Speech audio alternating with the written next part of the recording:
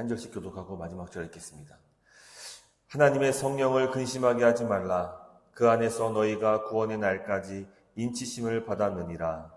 너희는 모든 악독과 노함과 분냄과 뜨거운 것과 비방하는 것을 모든 악의와 함께 버리고 서로 친절하게 하며 불쌍히 여기며 서로 용서하기를 하나님이 그리스도 안에서 너희를 용서하심 같이 하라. 아멘. 할렐루야.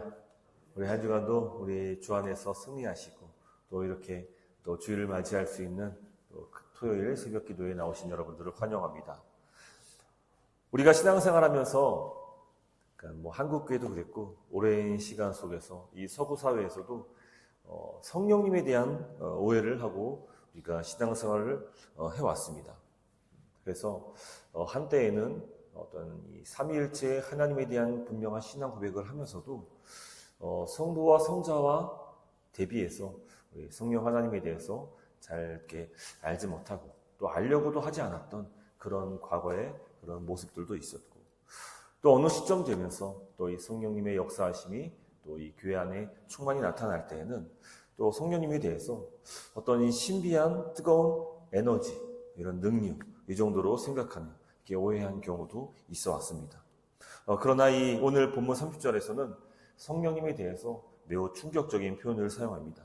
바로 하나님의 성령을 근심하게 하지 말라고 우리에게 명령합니다.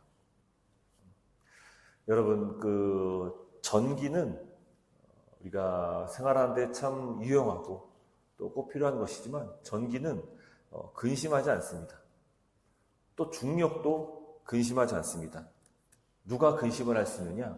오직 인격만이 근심할 수 있습니다. 내 안에 계신 성령님은 단순히 우리에게 능력을 주시거나 어떤 힘을 주시거나 번뜩이는 어떤 무언가를 해낼 수 있는 그런 것을 주시는 어떤 에너지나 능력이 아니라 감정을 지니신 인격체입니다. 이것은 성경에 전체적으로 항상 동일된 통일성을 갖고 얘기하는 바입니다. 그래서 성령님은 우리가 죄를 지을 때 저 멀리서 그냥 나와 무관한 상태로 바라만 보시는 것이 아니라 성경의 말씀의 표현을 보면은 내 안에서 가장 깊은 탄식으로 아파하십니다. 사도 바울은 이 성령님에 대해서 참 여러 많은 말씀들을 잘 기록을 하고 있습니다. 그래서 이 장로교의 아버지라고 불릴 수 있는 이 존 칼빈도 사실은 이 장로교에서 오해했던 부분 중에 하나가 이 칼빈에 대한 신학을 그렇게 많이 이해하고 가르치면서도 이 칼빈이 전한 그 성령에 대한 신학에 대해서는 조금 잘 전하지 않았던 그런 모습들도 있어 왔습니다. 그러나 우리에게 성경을 통해서 분명히 알 수 있는 것은 이 성령님은 삼위 하나님과 동일한 인격체시고 그분은 하나님의 구원 역사 속에서 아주 중요한 역할을 감당하시고 지금도 역사하고 계시다는 사실입니다. 바울은 성령님을 기쁘시게 하기 위해서 우리가 해야 할 일에 대해서 31절, 32절 명확히 정리하는데 31절 말씀에서는 우리가 버려야 할 것을 요구하고 있고요. 또 32절에 가서는 우리가 채워야 할 것을 가르쳐주고 있습니다. 자, 먼저 31절 말씀 볼 때에 모든 악독과 노함과 분냄과 떠드는 것과 비방하는 것을 버리라고 이렇게 말씀을 합니다. 이것이 이제 성령님을 근심케 하는 것입니다. 모든 악독과 노함과 분냄과 떠드는 것과 비방하는 것을 버리라. 근데 이 목록들은 사실 그냥 나열하는 것은 아닙니다. 바로 이 죄가 우리 안에서 발전하는 단계를 잘 묘사해주고 있습니다. 가장 먼저 등장하는 것이 악독입니다. 악독. 이것을 이제 원어적인 표현으로 잘 묘사하자면 쓴뿌리를 말하는 것입니다. 그래서 이 누군가에게 서운했던 감정을 꾹꾹 눌러 참고 눌러 담아놓다 보면은 이게 어느 순간부터 쓴뿌리로 작용해서 내 안에 폭발 어떤 격함들이 나타나게 되고 이런 악독들이 내 안에 마음속에 자리를 잡고 있으면 이게 지속적인 분노로 이어지게 됩니다. 그리고 그 분노는 다른 사람을 비방하는 일로 이어지게 되는 것입니다. 그래서 이 마음의 우리의 상태를 참 잘 판단할 수 있고 또 잘 다스릴 수 있는 것이 신앙생활에 있어서는 정말 중요합니다. 그래서 이 잠언 기자도 무릇 지킬 만한 것보다 더욱 내 마음을 지키라. 생명의 근원이 이에서 남이다. 라고 말씀하고 있는 것입니다. 근데 그 마음속에 계속 악한 쓴뿌리를 담고 있다면 이것이 결국은 어느 순간 돼서 죄로 발전하게 될 것이고 이게 우리 몸 밖으로 나타나게 된다는 것입니다.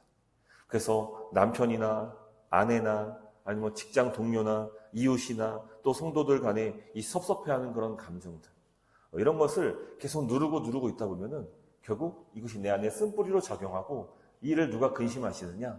바로 우리 안에 계신 성령께서 근심하고 아파하신다는 것입니다. 그래서 이와 같은 우리 안에 마음속에 담아있던 것을 마음에 그냥 내버려 두는 것이 아니라 어떻게 해야 됩니까? 해소해야 되는데 이걸 사람에게 해소해야 되는 것은 아니에요. 어떤 누군가의 대상을 만만한 대상에게 그것을 해소하는 것은 결코 아닙니다. 주님께 해소해야 되는 것입니다.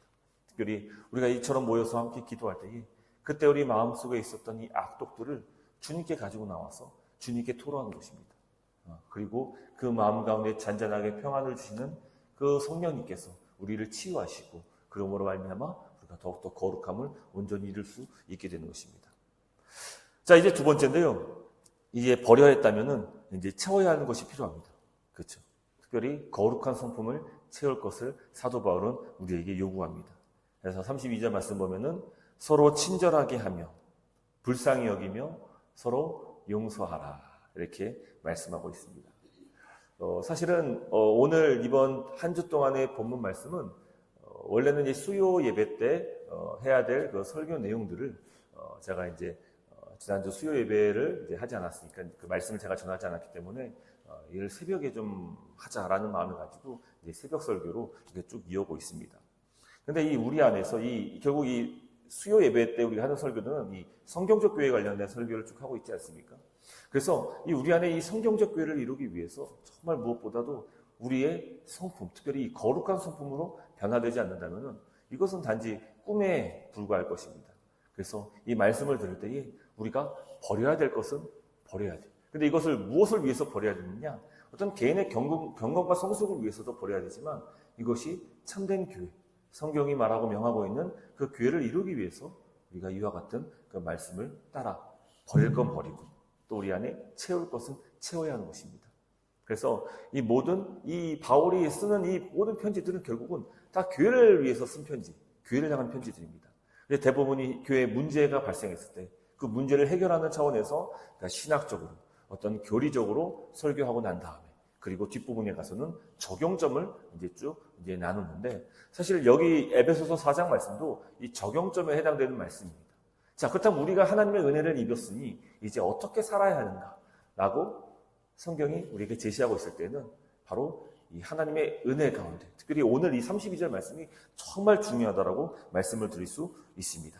어떻게 적용하고 우리가 어떻게 거룩한 성품으로 살아야 하느냐? 바로 서로 친절하게 하며 불쌍히 여기며 서로 용서하라. 이 말씀이 정말 우리에게 중요한 말씀입니다. 특별히 여기서 이제 불쌍히 여기다라는 그 단어를 보면은 이 창자가 끊어질 듯한 그런 긍휼을 뜻하고 있습니다. 이게 어디서 많이 쓰였냐면은 바로 예수님께서 이 복음서에 보면은 예수님께서 병자들을 불쌍히 긍휼히 여기실 때 그때 사용됐던 표현들이 바로 이 불쌍히 여김입니다. 목자 없는 양처럼 불쌍히 여기심을 갖고 예수님께서 말씀을 가르치시고 오병이어의 기적을 행하시고 이 예수님께서 이 양들을 바라보는 그 마음을 지금 여기서 사도 바울이 서로에게 가져야 할 것을 요구하고 있는 것입니다. 그리고 또 중요한 것이 바로 용서입니다. 용서. 어쩌면 오늘 설교의 핵심이라고도 볼 수 있을 것입니다. 왜 용서해야 됩니까? 내 마음 편하자고 용서해야 됩니까? 아닙니다. 오늘 성경은 분명히 말씀하시기를 하나님이 그리스도 안에서 너희를 용서하심 같이 너희도 용서하라라고 말씀하고 있습니다. 여기서 이 용서하다라는 그 단어는 이 헬라어로 카리조마인데 이 카리스마 또 카리스 이 은혜라는 단어에서 기원을 합니다. 그러니까 용서하다는 우리가 은혜 받은 상태에서 베푸는 또 다른 은혜의 표현입니다. 그러니까 내가 하나님께 은혜를 받았다면 나도 은혜를 표현해야 된다라는 것이고 내가 하나님께 용서를 입었다면 나도 용서를 해야 된다라는 라는 아주 중요한 말씀입니다. 용서는 상대방이 사과를 해서 혹은 상대방이 예뻐 보여서 봐주는 것이 아닙니다. 용서는 자격 없는 우리에게 베푸신 그 십자가의 구원의 은혜, 그 크신 은혜를 감사하면서 내가 은혜를 받고 내가 용서를 받았듯이 나도 용서하는 그런 삶을 실천하는 성도의 거룩한 성품이 됩니다. 나도 저 사람에게 용서라는 선물을 예수님처럼 그저 내어주는 것. 이것이 성경에서 말씀하고 있는 거룩한 성도 성품입니다. 우리가 예수님의 비유 잘 아시잖아요. 1만 달란트 비유. 그 1만 달란트를 탕감받은 자가 그 100데나리온 그 빚진 자를 용서하지 못하고 멱살을 잡느니 주인이 얼마나 분노합니까? 그래서 이 앤드류 링컨은 주석서에서 용서는 선택사항이 아니라 구원받은 성도의 존재 방식 그 자체이다 라고 말씀합니다. 그러니까 내가 어쩌면 용서하지 못하고 있다면 내가 받은 십자가의 은혜를 아직 얼마나 큰지를 잘 알지 못하다라는 어떻게 보면 반증일 수 있습니다. 사랑하는 성도 여러분, 오늘 말씀을 적용할 때 사실 이 용서라는 것은 쉽게 되는 것은 아닙니다. 결국은 이 용서가 가능하려면 내 자신이 죽어야 됩니다. 철저히 주 앞에 십자가 앞에 내어주고 죽어야지 사실은 누군가를 용서할 수 있고 또 누군가를 살릴 수가 있는 것입니다. 특히 감정을 가지고 용서하는 것은요 거의 불가능에 가깝습니다. 내 감정은 원수를 미워하는 마음을 가져다줘도 원수를 사랑하는 마음은 가져다 주지 않기 때문입니다. 그래서 우리는 결국 감정에 속아서는 안 돼요.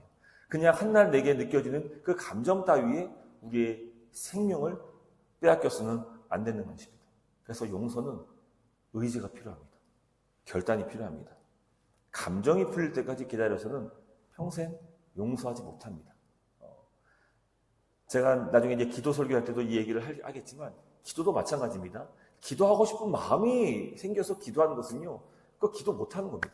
감정 때문에 기도는 결코 할 수 없습니다. 이건 의지가 필요합니다. 결단이 필요합니다. 시간을 구별해야 되고요. 따로 장소를 구별해야 되고요. 그렇게 해야지 의지가 먼저 가야 감정이 따라오는 겁니다. 근데 용서도 마찬가지입니다. 의지와 결단이 내 안에 먼저 서야 나중에 감정이 따라오는 거예요. 지금은 용서하지 못하지만 내가 용서하고 먼저 품어줬을 때 그때 나중에 감정도 함께 따라오게 되는 것입니다.